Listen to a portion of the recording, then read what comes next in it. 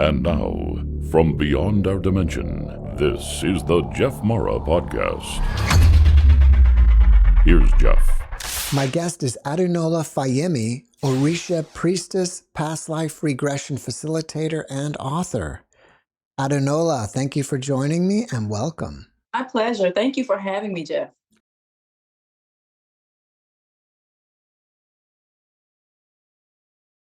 And how you became an Orisha princess in the first place. Yes. Well, my journey began really early in life. I found myself very interested, starting with, children's Bible stories, etc. Very interested in theology and understanding our spiritual essence.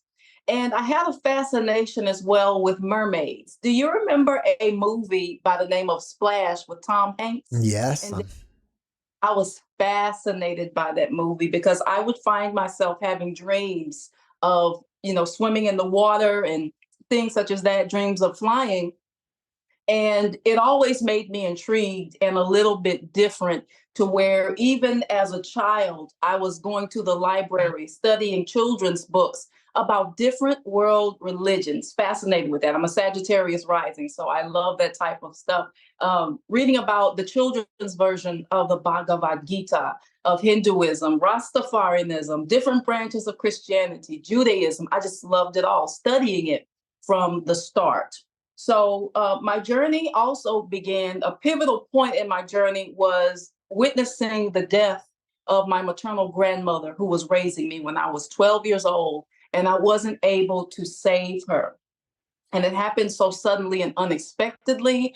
And it put me sort of into, I guess you would say, a depression at 12 years old, losing her and life being turned up and down for my sisters and I. And it always intrigued me about what happens after death. Where do we go?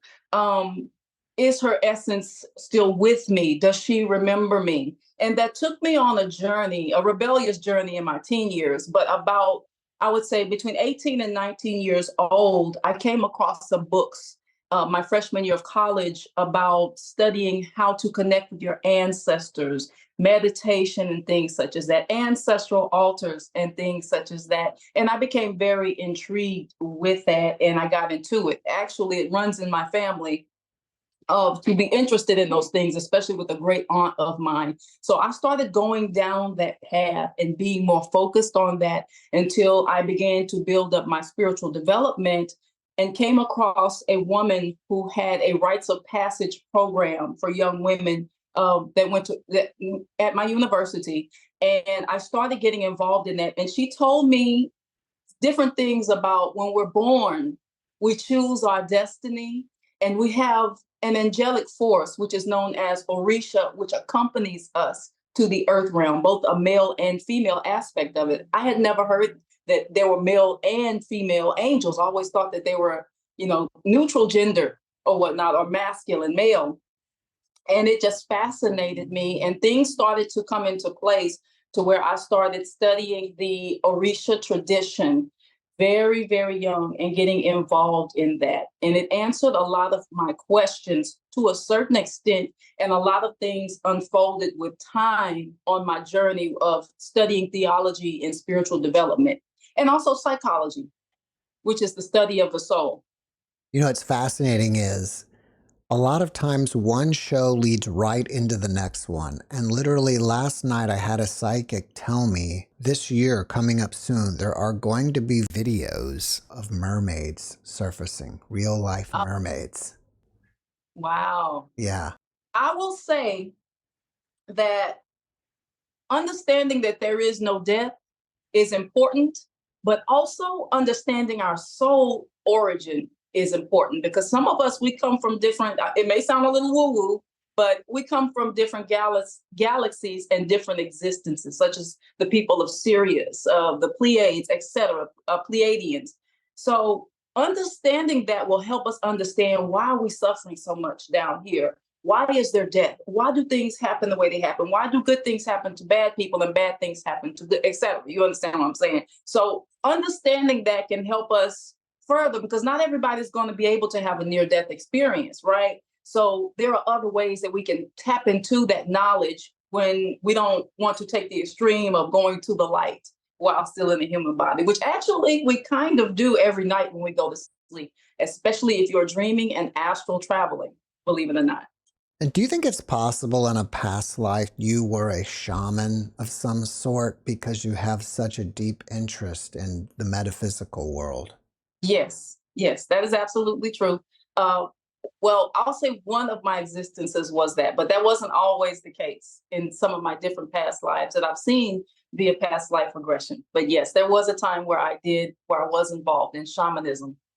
And now, in the beginning, I said you are an Orisha priestess. And I think the way I understood it is Orisha can be both male and female. Yes, they have they have male orishas and they have female orishas, and they even have in between orishas that are neither male nor female, such as the orisha of the deep ocean and subconscious by the name of Olokun, who is genderless. Would you say Orisha is another name for angel? Yes, orisha also you could say deity, god. I'll explain it to you this way. If you've ever studied Greek mythology, the Orisha are the Yoruba African version of the Greek gods, such as Mercury would be considered Eshu or Elegba. Venus, Aphrodite would be Oshun. Hera would be Yemoja, the mermaid goddess of the sea, etc. So, and Jupiter or Zeus would be Shango. So, going on and on. It's the same energies, but they're being manifested throughout different cultures and ethnicities, but it's the same energies all throughout. Orisha comes from the word ori, which means your head. This here is our inbox, our mailbox to hear and speak to the cosmos. I always explain that people will ask, well, how can God hear little old me? How can God listen to what I'm saying? That is because we all have an individual head. There's no one that doesn't have a head. So Ori is the head. It's the spiritual head and the physical head. And Orisha means guardian of the head, your spirit guide, if you will. Most elevated. If we get back to NDEs, what kind of advice do you have for those that haven't had one that can let them know that there is proof of life after death? A good piece of different segments of advice for those that can't want, actually, fortunately, you're not going to have an NDE experience, is to tap into either the Akashic records or to tap into meditation, tap into astral travel during sleep with purpose, like intentional sleep before you go to bed at night. Divination is another way. And even more so, the best way to experience the simulation of the near-death experience and between life experience before we incarnate back into the body is past life regression. That's the most effective way to give you a taste of what those who have experienced an NDE is going through. You can even see your death scene sometimes if you're able to tap into your right brain deep enough in certain altered states of consciousness to get there. And you don't need mushrooms or anything like that. You just need a good relaxation of the rational left brain. How long have you been practicing past life regression? I've been practicing past life regression since 2015, to be exact. Oh, wow. What are some of the most impactful things that you've witnessed? One of the most impactful things that I've witnessed actually is why certain family members on my father's side and I won't say are rivals, but there's definitely unexplained tension there to where nothing happened in this life to cause it. And also it explained an ailment that I had in the middle of my back area, how that got there and how it comes back and flares up chronically. And it explained my relationship with one of my closest family members. So yes. With your clients, can you share with us like some of the most shocking or surprising things you've seen? One of the most important things that a lot of people come out of past life regression with is it tends to help you get over your fear of death to a certain degree because you understand that life goes on.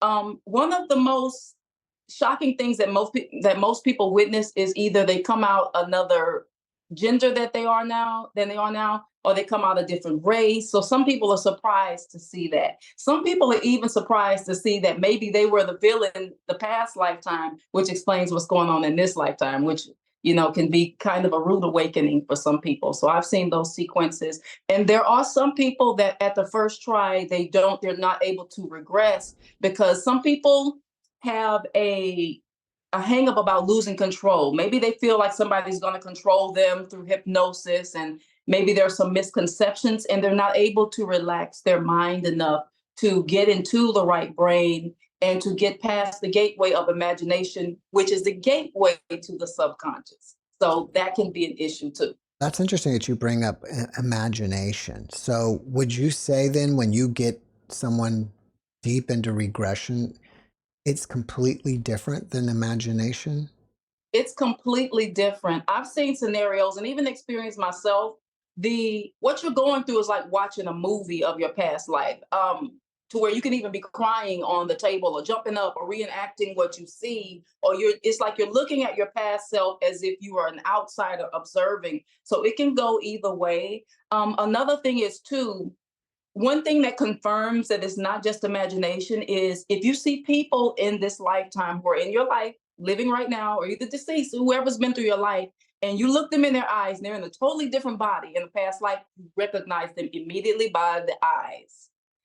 No matter if they're a different race, no matter if they're a different body type, that confirms it. And also the dynamics of our relationship and how we act with certain people, that tends to be a repeat from a past life. So if we have a mother who we have a rivalry with, or a father who maybe he's too possessive or too controlling, often even if he's the brother in a past life, that dynamic of that relationship will be so similar. It'll just be like a continuation of a movie, like a part two sequel of a movie to reincarnate back here. It's often not too much different. So when you discovered your own past life and the reason why you had pain and problems with family members, did it resolve everything? Okay, I'll say that the pain that I had a sequence where I was set up and I was stabbed right in my back area, right in the center of my back, and I was having pains in that area, chronic. That stopped for a little bit, but then it started to come back. It comes back every now and then. And it explained why me and my cousin have a strange relationship in this lifetime, who was my brother in that past lifetime. As well, as far as resolving the relationship, it helps me kind of make peace that it is what it is. Sometimes you can't change people or their character, because our character follows us throughout lifetimes. Even when we pass on and go to the other side, passing on and going back to the spirit world is like a recess. But as soon as we incarnate back into this dense third dimensional simulated reality, it's like going back to work. You're picking up where you left off with the karmic energy, but we leave that behind upon death or life. I don't really like to say the word death, but it's a pickup from where we left off. And that's what a lot of people don't understand. So yes, we're at peace when we go all the way over there and the cord is severed, our astral cord is severed, and we're ancestors again. But when we come back, that energy still stays with us, those unresolved issues, because that's what's causing us to want to come back and incarnate to begin with. We're picking up back on the play of life that we finished. We're starting up the sequel, if you will. Is that why this pain carries on with you? Yes, yes, absolutely. Because certain things that don't get resolved before we leave this body and go all the way over, we come back and we complete that. Because really, I always say we are source energy. We are God having a human experience to elevate back to itself. So when we leave those lessons behind, it's like going to school, you're doing your assignment, you go home, you take a rest, and then you come back to school, that assignment will still be waiting for you. It's kind of like that. So when we come back here, those assignments, in order for our soul to elevate and get the definition of what it is, it will continue in a different way, in a different body, through a different scenario, in a different life. What is your theory on how we choose our destiny? Yes, well, the theory is based on the principles of a tradition known as Ifa or Afa. And it's considered that when we're in the spirit world, when we're ancestors, we're like a soul cluster, if you will, like a sunflower, like the vortex, the center of the sunflower, and the petals, we're like the petals connected to our soul root. And we also have our ancestors. So we discuss with our guides, our ancestors, etc., what type of life we want to come back to when we're picking up where we left off on the previous sequel. And sometimes the mother may become the sister. A lover may become just somebody who's just a good friend. It can switch and change. So you're discussing this with your soul group, all light energy in the spirit realm. And you go to a place, some people call it the Akashic Library, but in Ifa, we call it Ajala Mopin. That's where we go and we choose our destinies.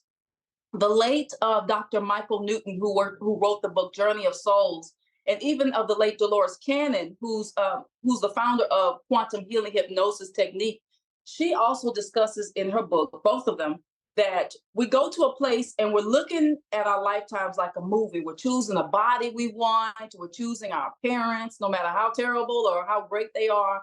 And it's all for a purpose of the soul to continue its sequel of the experience. It's almost like we're getting together to write the next movie or the next screenplay, and who's going to be cast in that movie and how long those people will be cast in that movie. So when we're getting ready to come to Earth, what we're going to do, there's some things that we need, some booms, if you will, to be the character that we're coming to be.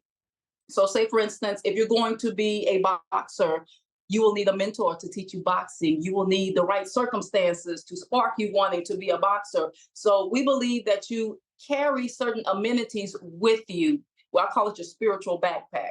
And you bring that to Earth, and it's released at a certain time period that's supposed to be released on the timeline of your life. So that's what we believe, that you choose your destiny. And even how long you want to be here sometime.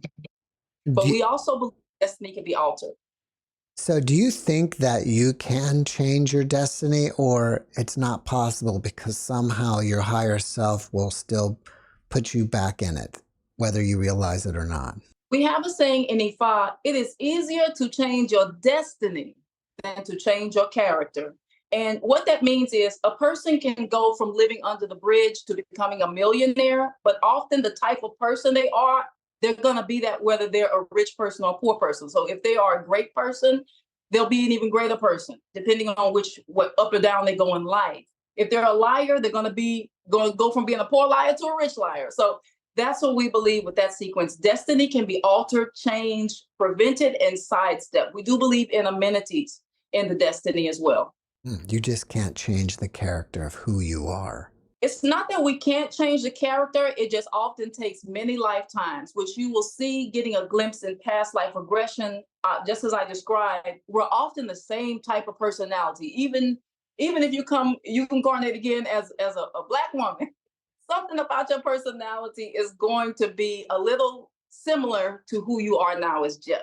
So we move throughout lifetimes, we change character, but who we are inside, not change character, we change the outer character, the body, the name, the parents, the experience, but the inside of us that follows us. And we call that Ori Inu, or the Vedics will call it Kitu, or your South Node. We carry that with us, our inner self, who we are throughout lifetimes and in the spirit world, because we all have our own individuated personalities, even as spirits, even as ancestral energies and bodies of light. Let's say you're a terrible person. At some point during your lifetime, can you make that realization and change your character? Absolutely. Redemption is often brought sort of like, it doesn't have to necessarily happen through suffering, but all of the sufferings that we go through, it doesn't necessarily mean we did something terrible in a past life. Sometimes it's an obstacle course to get us to the next level, which is going to mold and reshape our character, which is known as elevation. So yes, the character is always changing, but it's usually gradually. It tends to take many lifetimes to get there. In Eastern thought, it will be called attaining moksha or nirvana, to where you don't even have a need to reincarnate anymore because you learned all you need to learn. You graduated and you've mastered self, because that's all God wants to do through us, is to master the illusion of self. And mastering what it is in order to mastering what it is not in order to get back to what it is, which is just pure love Would you say then that we are all God collectively? Absolutely. We are different individuations and facets of the Godhead, the chip off the old block. All right. So there is an end point to reincarnation eventually. Hmm. Yes, can be. Reincarnation is often a choice. It's not forced. Well, there are different sequences that I've heard about, which I'm not too well read on that about forced reincarnation, but usually it is a choice of ours All right. as aspects of the bigger God. If you think that we live in a simulation, do you think that we create it or it's created for us? Well, as God having a human experience in all of these different little small forms, chip off the old block, we help co-create the simulation, but there are higher beings that kind of give us the blueprint on what we're creating as well, that kind of help control things behind the scenes, like the council of elders who are there to make suggestions when we are picking our destiny, etc. We call them the Aladundun deities.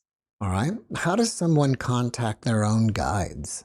Well, one simple way is knowing that you already have a connection to your guides. Excuse me for stuttering like that. You already have a connection to your guides, your ancestors, your higher self. You're born with everything you need. It's just a matter of tuning in and turning down the outside world to be in contact with them, because they're always giving us signs via dreams, number sequences on the license plate in front of you, random songs that relate to something that you're going through, playing on the radio at the store. So we're already connected to them, but a good way to consciously connect to them can be either through fasting, detoxing, maybe not having the TV on while we're asleep, relaxation methods, meditation methods. That often gets them closer to us. Some people believe you need an ancestor altar. You don't necessarily need that, or a spirit guide altar, because the body is the altar. So it's just about being open to it, making sure you're getting your sunlight, going out in nature, following the cycles of the moon. That tends to put us in sync with what they're always trying to tell us, because they're always trying to speak to us and reach out to us. Well, I was checking out your YouTube channel and it's very popular. And there's a few videos that I wanted to ask you about. First of all, can you tell us the difference between karmic relationships and soulmates? Karmic relationship, as I was talking about the soul group cluster, right? Like we and our mates, our astral mates, are like a petal on a sunflower. But if you look at the next bouquet over, there's another sunflower that has different petals. So those who are closest to us would be, your spiritual double, your Inikeji, known as your twin flame. That's what it's called in New Age thought. And then your closest soul group members that belong to your soul group cluster. But there can be a neighboring soul group cluster to where maybe their souls are a little older, more mature, a little younger, and we interact with them. We've had past life experiences with them. So they're not necessarily our soul group member, but they're going to be cast in the play of our life in this lifetime. So karmics can be people such as your school teachers, a temporary lover, a temporary spouse, you have a child with somebody, maybe you don't stay with that person. Those type of people can be karmics for us. Even certain enemies can be of karmics, coming to teach us a lesson on the timeline of our life, picking up where we left off. There's another video you had, and it was about there being a war between Christianity and the Marine Kingdom. Yes. What is that all about?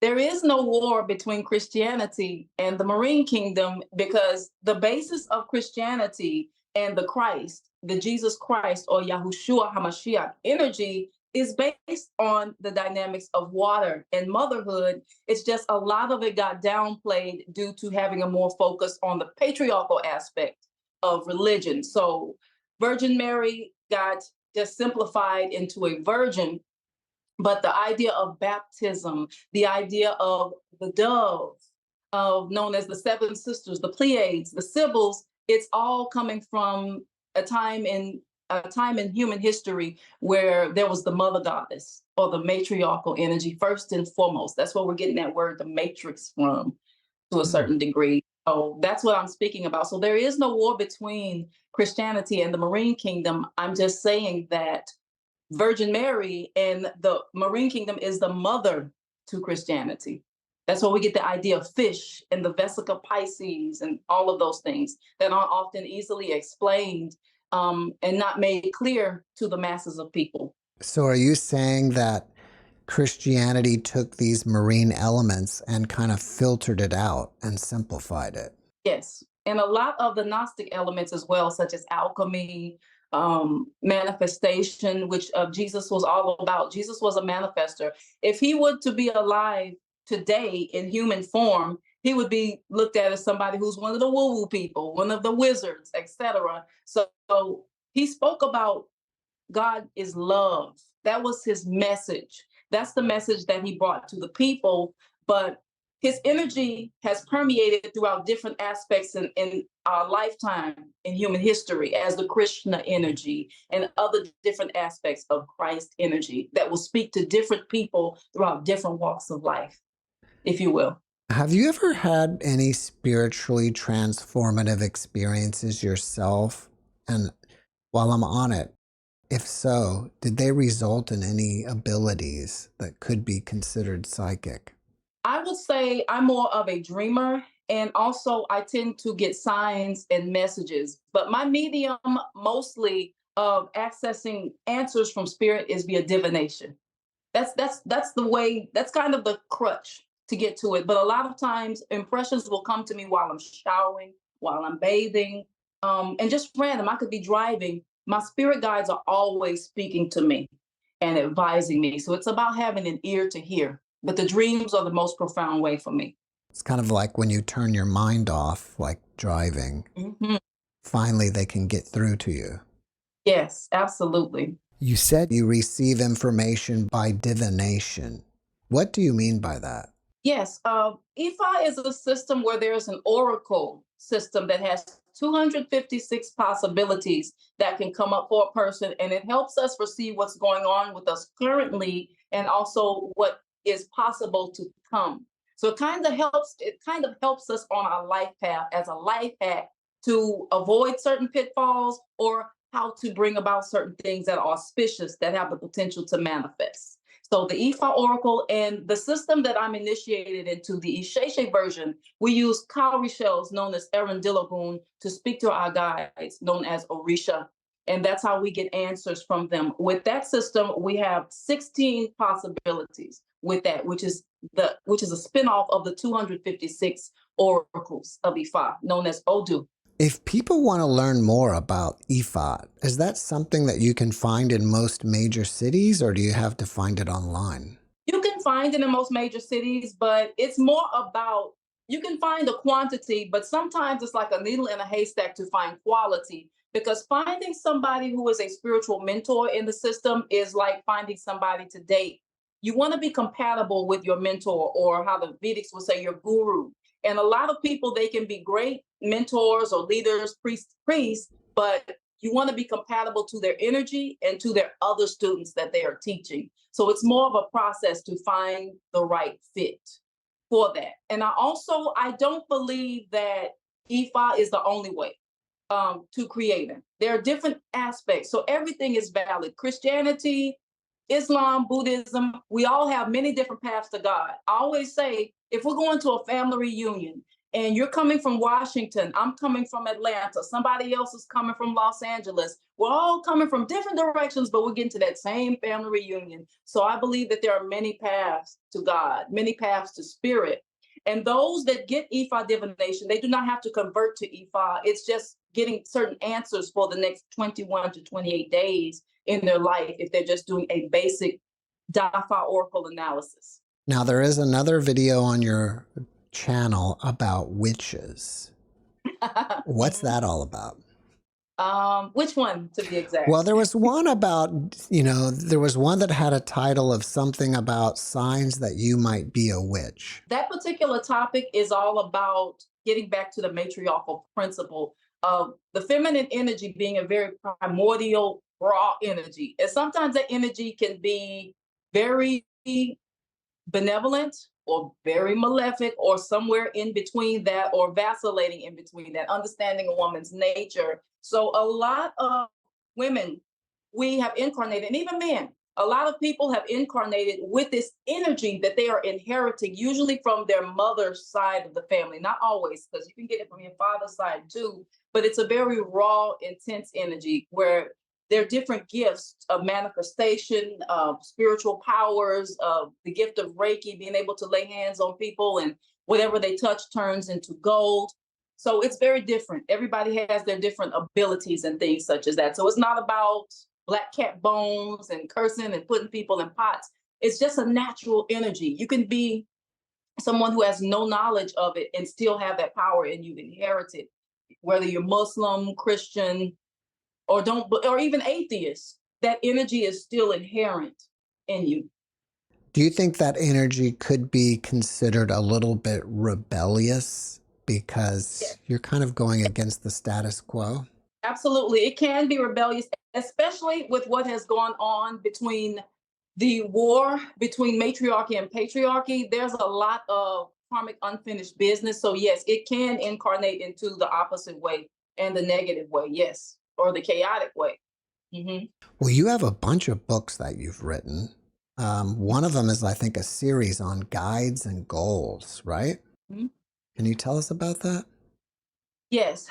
The series that I wrote is the Guides and Goals book series. It's called Connecting with Your Guides to Manifest Your Goals, because one of the main things that Spirit wants us to do is not just be just spiritual, but to have something to show for it. Because we're in the 3D realm or the 5D realm, we're in this simulated dimension. So, in order to show proof of what we have spiritually and what we have going on behind the scenes, is to be able to manifest it here. So I talk about connecting with your oversoul, your higher self, your own head, and connecting with your ancestors and guides to help you complete your goals on earth.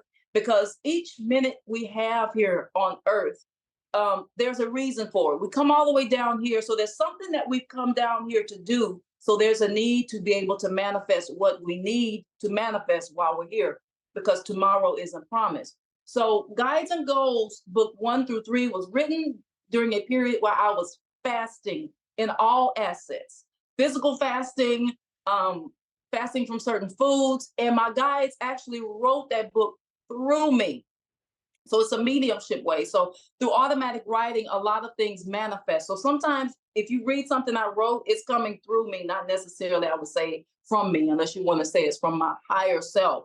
So book 1 was all about spiritual detox, because in the spiritual community, they're always saying, can I take a spiritual bath to get this cursed energy off of me? Or can I do this? Can I wave a magic wand and everything be all right? But I talk about internal cleansing from the inside, because we can't bathe the inside. So fasting, certain measures and herbs that we take on the inside can help us cleanse and prepare ourselves for either mediumship to serve other people, or just to be connected to those that we've lost, our departed loved ones, and also our own personal higher self. Just even if it's not even to manifest something like a car or something like that, just to have that relationship to better hear, so that our steps are ordered while we're here on earth. So book 1 is about fasting and preparing your body temple to hear from spirit. Book 2 is about emotional detox, because you have people, they have fasted, they're eating salads and smoothies, but their heart's still broken about something. They still have unresolved issues and traumas from abuse. So book 2 is about helping to cleanse the emotional energy, emotional detox, to strengthen our relationship with spirit, because that can hinder us. Why? Because certain energies and entities can attach to us and pull our vibration down to where we will attract more wicked energies, if you will, if we do not emotionally detox, because that is what attracts disemparted entities that didn't make it to the light. They love angry, resentful, low vibrational energy, and they vampire off of that. So book 2 is about emotional detox. Book 3 is all about, preparing altars and certain things like that, if you will, to speak with them and to get answers from them. Yes or no answers, daily, divination, etc. Do you think that we can master the simulation? And if so, do you have any practical advice? As far as mastering the simulation, first thing I will say is this is kind of like a kindergarten, to where we have this blank sheet of paper and the teacher gives it to us. We're expected to color outside the lines, mess up, make mistakes. That's part of it. Because if we were to come here and do it perfectly, we will remember who we were and who we are in the spirit world. So we've come here to color outside the lines a little bit. But what I talk about in one of my videos is a good way to help maximize our simulation is to live each day like you have only 8 more hours to live. And what would you do with the time you have on that day? How would you maximize it? Also, I talk about getting up every day and treating your life like you have reality TV show cameras pointing at you at the bed from the time you get up, and just be in the play, be in the moment. Acting out our character authentically, not being fake, but being authentic and pressing that and pushing that out there into the world. The best version of ourselves, even when we feel terrible, don't feel like combing our hair and doing all this and that, still giving it the best. Because I always say sometimes the best scenes in a movie are not when everything is all glamorous and we have it all together, but those crazy scenes and those downtimes when if you don't feel like getting out of bed in the morning, sometimes that's the best, most interesting scenes to those that are observing you. And I always say our ancestors, our guides, our higher self, our soul group that didn't incarnate, they're always watching us, observing us, and helping us behind the scenes. So those are at least 2 ways to maximize that energy and tapping into having a good relationship with your oversoul, listening to yourself, those warnings, those hunches that you feel, that's your oversoul speaking to you. That's how God gets messages to us. Do you think we could master it in such a way that we could manifest almost whatever we want? Whatever we want is often based on, I would say, character, because sometimes we can manifest what we want, but oftentimes some of us have trouble with consistency because sometimes we'll manifest something and once we get it, it's like the thrill of the chase is gone. So off to another manifestation. So we don't tend to what we've manifested, to where we're watering the garden to keep it so that it will flourish. That is why a lot of things can be temporary, because our soul is off to the next experience. So yes, it's possible to manifest what we want, but the belief has to be there. And also there are certain limitations in our birth charts, for example, to where we can get what we want, but there could be a certain time limit on how long we're going to keep it based on our character quite often. So oftentimes what we manifest, it won't change the reality of a certain situation. Say if somebody is sentenced to life in prison, when you're manifesting, you want to manifest based on the reality. I said it in quotes, reality of the simulation. So if you find yourself in prison and you're probably not going to get out, a person has a life sentence, they have to find a way to manifest within that limitation of experience, because their higher self is casting them and calling them into being their best self in the prison. Or say, for instance, if someone wants to be what they're not. Say, for instance, somebody wants to be Chinese and they're African American. They can't manifest being Chinese, but there's different ways to get around that, maybe traveling to China or having an experience. So there are limitations to it in the third dimensional realm, but we can still get what we want within the capacity and limitations of our destiny, because certain parts can't be changed. Do you think the planet is going through an ascension into 5D? Yeah, I will say, you know how when you're cleaning out, you're doing like a garage sale. You're cleaning up your car, you're cleaning up the garage, and you make a mess before you get it organized and cleaned up. I feel like mankind, humankind, womankind, etc., we are going through a cleanup process to where it looks crazy, it looks disheveled, but we're cleansing at this particular time. So we're under construction. That's the best way to describe it from how my guides show it to me. Yes, we're elevating, but we're kind of going through a little turbulence and a little hot mess situation before we get it together. So we're recalibrating, and it looks a little messy right now from the outside. What do you think the end point of the ascension will be like? The end point of the ascension is always elevating back to the Godhead, but that will be based on an individuated experience. We won't all get there at the same time. Have you ever considered being a mentor or a guru of Ifa? Well, actually, I'm an apprentice of Ifa. I've been initiated to Orisha since 2019. So I have about 5 years in that, and initiated to Ifa for about 2 years. So I'm still a student of Ifa. It takes about 10 years to call myself an Ianifa. So I am Awonifa. That is my title now. But I do have mentorship series via my Patreon, to where I'm teaching people how to daily manifest, how to detox, and things such as that, and how to prepare their relationship with spirit. So I have that ongoing right now. If you had a friend that was suffering over the loss of a loved one, what kind of advice would you give? The first piece of advice I would give is to allow yourself to feel whatever you're going to feel. But the next set of advice is to know that your loved one is okay ultimately. And number three is to relax in order to feel them, because the stronger the grief, the anger, the resentment, or negative feelings, the harder it is to hear them, because they can be standing right next to you in the spirit and being, hey, I'm here, I'm okay, but we won't hear it because the grief is so dense to where it's like static. You know how you're driving and you lose your connection on the phone with somebody in a bad spot? It's like when we're grieving too hard or too long, or it takes us to a negative place, it can be like we're in a bad spot to where we can't hear them, but they're on the other side of the phone.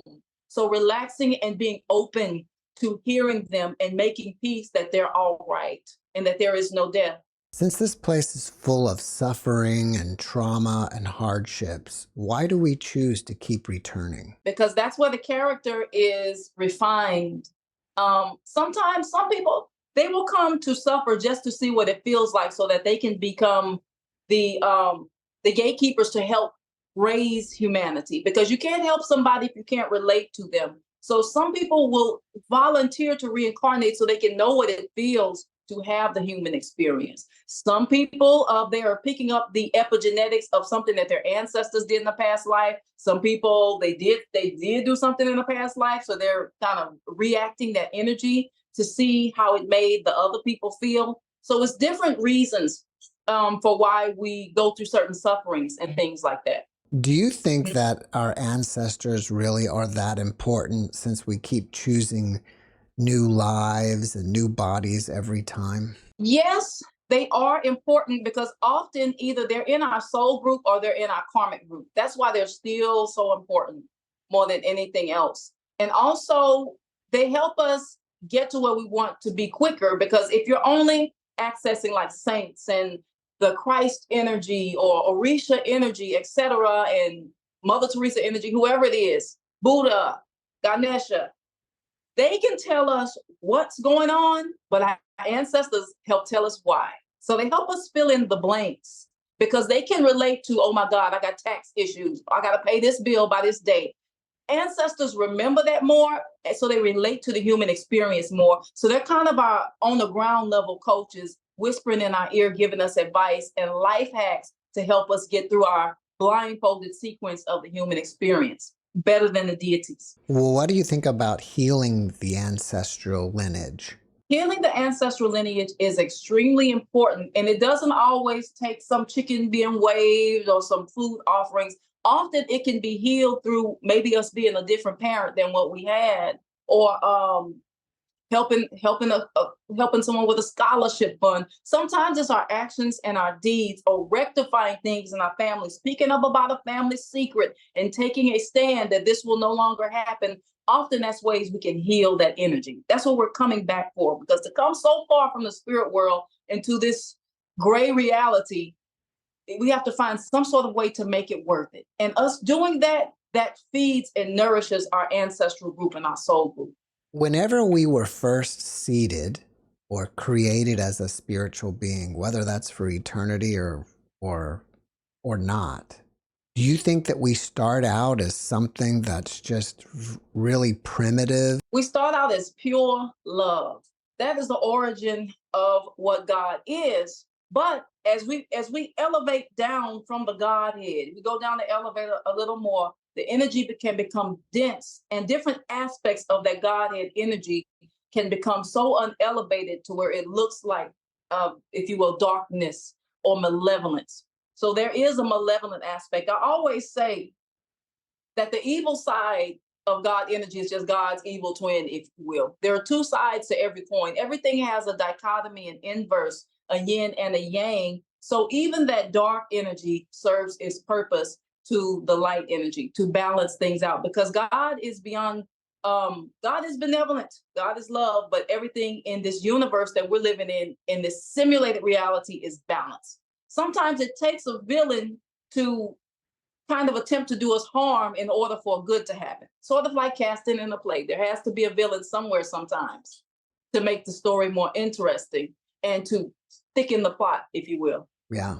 That's so true that if you watch any movie or television show, there always has to be tension with a Mhm. resolve at the end. I don't know why Yes. we love the tension. I know, right? Can you imagine people complaining that a movie, nothing bad happened, everything was la, la, Yeah. la. You'd be like, okay. But when you have those villains and you have those bad guys, they kind of balance things out a little bit and make the story more compelling. Oh, I want to watch what's the next episode coming on. It makes you want to sit on the edge of your seat and figure it out. So I believe God is just an energy that's almost like a person that enjoys watching a good movie, Hmm. watching itself in different simulated aspects of itself. Do you think that there is one central cause for all of our suffering? Well, I'll say there is one. Yeah, ultimately, fear, which is the opposite of what we are. Our essence is love. So fear is the opposite of that. Fear is an illusion. So illusion and fear, yes, And ultimately the cause of a lot of the ills of this dimension and other dimensions. so what's the best way to overcome the fear? The ultimate way to overcome the fear is to remember what you are and to remember that this lifetime is so temporary in the blink of an eye. So accessing that through meditation, prayer, astral travel, which is sort of like the near death experience, because a lot of people have epiphanies after they come out of an NDE. It can kind of enlighten us a little bit to where we are more aware of what we are and that we don't have long to be here. And this is just a play that we're acting on. Do you have a specific technique that you use to astral travel? Actually, it has come natural for me, but what I will do is I'll try not to eat after 7 if I want to do it purposefully, and I'll try to go to bed with an intention of what I want to do and what I want to accomplish or who I want to see. Often it's easier to figure out what I want to accomplish than to see a particular person, but you can write certain notes under your pillow, drink bay leaf tea, different things like that can work. And if you have certain meditation techniques, kind of like kind of like past life regression, that can help you astral travel more easily, which we often do naturally. Do you have a specific meditation technique that works best for you? I don't, because it's always come naturally for me, but the same sort of sequence of maybe listening to some binaural beats in the background or of deep breathing before going to sleep with a focused intention on either my guides or what I want to see or what I want clarity on. Focusing on that with my energy right before I fall to sleep can be effective. Because just like the late Dolores Cannon explained, our bodies need sleep, our soul doesn't. So while our body is sleeping, our astral travel connected to our solar plexus area, our soul is out there on missions, traveling. It's not just laying in the bed bored while our body sleeps. It's out there doing different things. So it's something that comes naturally often. It's just a need to be aware of it. And also another thing I want to say is try not to sleep with the cell phone too close to the bed or electronics too close, because EMF waves, electromagnetic frequencies can hinder it sometimes, or going to bed with a full stomach of food, eating too late, that can hinder having a positive experience to where people will say, oh God, I felt like a demon was jumping on me at night. Sometimes that's your astral body going back into your human body. And sometimes it feels like something's on top of you. Yes, sometimes you can have psychic attacks, but sometimes that's the body being reincorporated with itself, if you Hmm. will. Well, after watching this podcast, people may want to reach out to you and ask you questions. Are you open to that? I am. What's the best way to contact you? The best way is to go to the guidesandgoals.com website and click the contact link, which is about the 4th or 5th link on the website. So GUIDESANDGOALS, or YouTube. And you can check the description box that has all of my Linktree links and things such as that to reach out to me. Do you have anything else that you're working on that you want people to know about? Yes, well, actually, I have a women's retreat that is coming up. The focus right now is women to a certain degree, because that's getting back to what we're talking about, healing those chaotic energies within a woman. So, a lot of my focus at this particular season is women to get us back on track, because we are so connected to nature, our cycles, and just the cycles of life, to where getting that in order will help kind of clear the clutter and chaos of what I'm talking about, while humanity shifts while we're under construction. So that retreat will be of this particular weekend coming up. It's a 3-day retreat. The first day is all about ancestral healing and spirit guide messages. Day 2 is all about working with the oversoul and feminine energy. And day 3 is all about dancing for our angels, our guides, known as Orisha. Where are you going to be having your retreat at? That will be in Pensacola, Florida. Oh, wow. Interesting. All right, cool. Yeah. Well, before we wrap it up, can you leave us with one last positive message? Yes, absolutely. We are all connected to source like a nervous system. You are connected to your departed loved ones like a nervous system. Every thought you think and send up and send out, and even the thoughts you didn't think you were sending up and sending out, are being sent out to the cosmos and those that you love the most. And you are never alone. You are always being observed. I'm not saying a lot while you're in the shower necessarily, but you're always being observed. So live your life as if you are on the stage, but live it authentically. So that's the best thing I have. God is love. Adunola, thank you for your message, and thank you for being my guest. Thank you for having me.